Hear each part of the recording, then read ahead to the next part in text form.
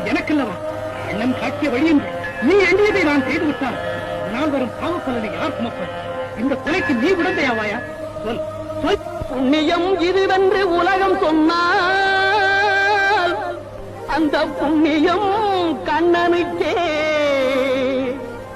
போற்றுவார் போற்றலும் தூற்றுவார் தூற்றலும் போகட்டும் கண்ணனுக்கே. கண்ணனே காட்டினான், கண்ணனே தாக்கினான், கண்ணனே கொலை செய்கின்றான். காண்டீபம் எழுக, நின் கைவன்மை எழுக, இக்களமெல்லாம் சிவக்க தாழ.